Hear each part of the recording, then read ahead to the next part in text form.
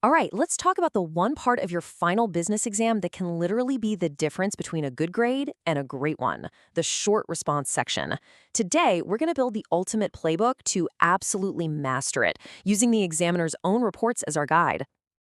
Okay, so take a look at this with me. This is the grade breakdown from last year's exam report. See that massive chunk of students sitting in the B and C range? That's the battleground. So many students are right there, just on the edge of a higher grade. A few small tweaks in your strategy can help you leapfrog right over that crowd and into the A band. The big question then is, where are those crucial marks hiding? Where's the real leverage point that's going to make that jump happen? It is right here. Year after year, the examiner reports all point to the exact same thing. The short response section is where A's are made. It's not about how much you can write, it's all about how precisely and strategically you answer. And that is exactly what we're focusing on today. So here's our game plan. We'll start by decoding the command words. Then we'll build a blueprint for the perfect answer. After that, we'll cover how to master the stimulus, run through some pro tips for exam day, and finally, map out your path to getting that A. Let's kick things off with the absolute foundation of any great answer: understanding the command words. Now, these aren't just suggestions. They are direct instructions, telling you exactly how the examiners want you to answer. First step, describe.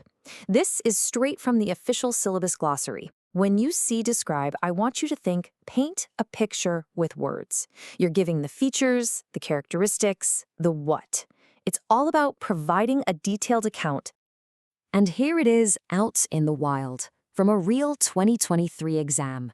The instructions are crystal clear. Describe the influence and refer to the stimulus. See that? You have to do both. It's a two-part command, and you need to follow both parts to get those marks. Now let's level up to explain. Again, this is the official definition. Explain asks for more than describe. It's not just the what, it's the why and the how. You've got to make connections, reveal the relevant facts, and really add that extra layer of detail that makes it all make sense. Here's a great example from the 2024 paper. Notice the key parts here. The command is to explain, and the topic is both retraining and development. A super common mistake here would be to just talk about one of them. To get full marks, you have to hit every single part of the question. And hey, don't just take my word for it. Look at this quote from the 2022 examiner's report. They are literally telling us high-performing students know how to break down the question and answer all of its parts. This is your first major key to unlocking more marks. Okay, so once you've decoded the question, how do you actually build the answer? Well, you need a blueprint, a structure that's designed to give the markers exactly what they're looking for. No more, no less. Let's go back to that 2024 question. A weak answer might just waffle on about training in general terms. But a strong answer, and this one is taken right from the official marking guide, does something really smart. It deals with retraining first, then it deals with development. It perfectly mirrors the structure of the question itself. And here, my friends, is the secret weapon. This isn't just a sample answer. This is the actual marking guide the examiners use. It's not some big mystery. Look, 1 mark for explaining retraining, 1 mark for explaining development. The takeaway here is huge. Structure your answer to match the parts of the question, and you're basically ticking the boxes on their marking sheet for them. So you get the command word, and you've got your structure down. The third pillar of a great answer is using the evidence they give you, that case study stimulus, to back up everything you say. This quote from the 2021 report says it all. The magic words are explicit links. The best students don't just talk theory, they become detectives, finding specific facts from the case study and using them as evidence to prove their points. So what does this actually look like? Well, it means you're directly pulling out data or quotes from the text and connecting them to your argument. You can even say, as seen in Stimulus 4. But the crucial step is explaining why it matters. Don't just drop a number in. Tell the marker the significance of that number. And let me be clear, this is a non-negotiable for getting top marks. And look, fast forward 2 years to the 2023 report, and the message is identical. This isn't some one-off tip. It's one of the most consistent things examiners say. The lesson couldn't be clearer. If you master the stimulus, you master the exam.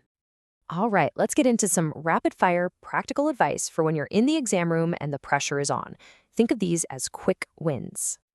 First up, Time. Here's your magic number planned for about 3 to 4 minutes for every single mark a question is worth. It's a simple rule of thumb that'll keep you on track. So for a 3-mark question, give yourself around 10 minutes. For a 5-marker, maybe 15 to 20.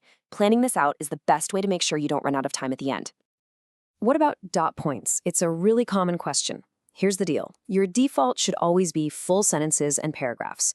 But you can use dot points strategically. For instance, you could list 2 factors as dot points and then explain each one in its own paragraph. Just never, ever use them as a substitute for a full explanation. Finally, let's look at the top 3 pitfalls, pulled straight from the examiner reports. Number 1, forgetting to answer every part of the question. 2, failing to link back to the stimulus. We've hit those hard. But check out number 3. When a question asks you to evaluate, students often forget to use business criteria like efficiency or effectiveness. This is such a classic mistake that leaves easy marks on the table. Avoid these 3 and you are already way ahead of the pack. Okay, let's pull all of this together into one final, powerful checklist that you can use to guide your preparation from here on out. This is it. This is your path to an A. Before you write a single word in practice or in the real exam, run through this in your head. Ask yourself, do I get the command word? Does my structure match the marks? Have I used specific evidence? Is my language on point? Do I have a plan to dodge those common mistakes? If you can say yes to these 5 things, you're not just answering a question, you're playing the game to win. We've just deconstructed the examiner's reports and marking guides to give you the exact playbook for success. The only question left is, are you ready to go out there and use it?